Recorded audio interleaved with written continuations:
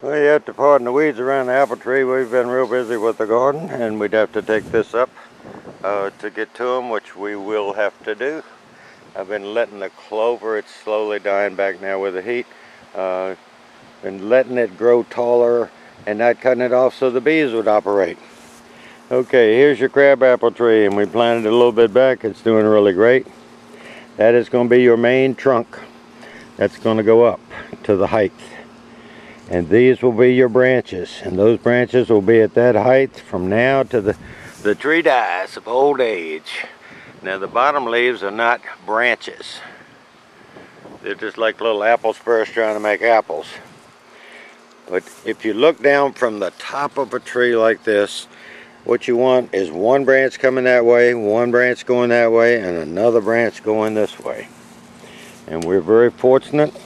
We have a branch right there. We have a branch right there. We have a branch right there. So this and that could be a branch. So your only decision is, do I want that to be my lowest branch? Do I want that to be my lowest branch? Or do you want that to be your lowest branch? Now, that would be your first cluster of branches. And this, if you left all four of these on there, and if you look down from the top, you would have one branch going in each direction, and that would be a well-balanced tree. And that's what I'm going to do. This was pre-pruned before we got it, which they just nipped the top of the whip out. They cut it right there. That made all these buds come out, and these are forming branches. These might, so what you do is nip those off, and it would clean all the way up to this first branch. That's your second branch, that's your third branch, and that is your fourth branch.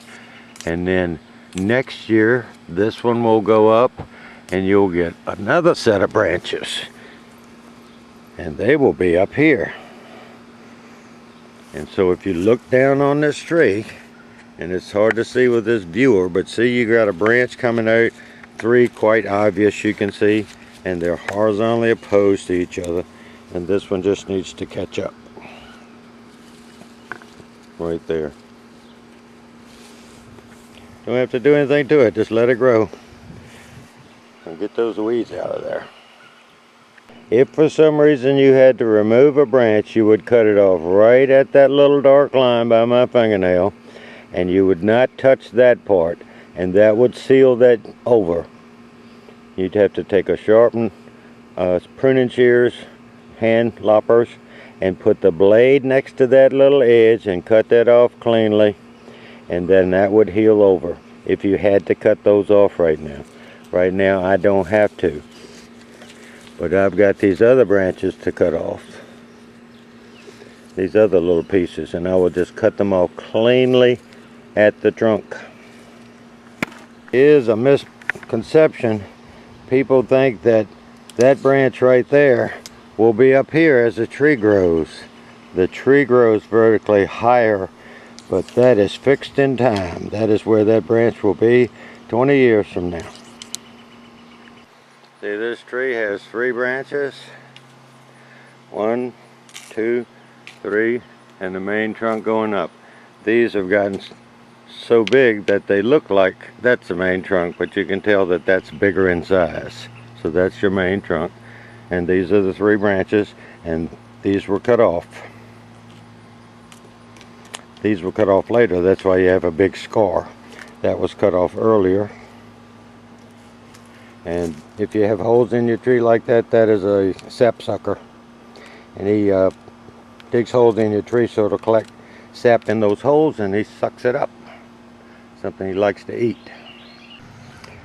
Well, we weeded, and I put some compost dust in here and watered it, and I pruned it all back, and this is what you need to do. And hopefully you can see all this now that I've cut all the growth off the bottom up to the first branch that I want. Right there. That branch is coming this way. I cut those off because I want all the energy to go into these 4 branches and the main trunk. And that one right there will grow right on this side. That one's growing that way. That one there is growing that way. And that one right there is growing out here. So if you look down from above, and I don't know if you can see it, but you will have a branch coming out on each of the 4 quadrants. You want at least 3, and 4 is pretty nice. Just thought I'd let you see what it looked like after you cut it back. Now you won't have to do another thing to this crabapple until next year. You just want it to grow. Now I fertilized and limed this soil, and generally trees don't need a whole lot of fertilizer and lime, except maybe at the initial planting. The lime would last, the fertilizer might weaken out. If you put too much fertilizer on fruit trees, even a crabapple, it's a fruit tree, you can get excessive growth, and excessive growth will lead to diseases, and it will lead to fire blight especially. And some trees like pears and all are more susceptible to fire blight, but it generally can come from over fertilizing, way too much growth. It's all too tender and long, and you have real long shoots between the leaves and the branches, and the fire blight will get in because it's a weakened tree than something growing naturally without a lot of extra fertilizer. I got to turn the hose on this apple tree because it's been 17 days without rain. And see these leaves curling? And I'm getting some apples falling because the tree feels threatened. See the end of that leaf is brown? See that brown up there? It's telling you I need water. I'm just going to put a hose and let it run down there for a while.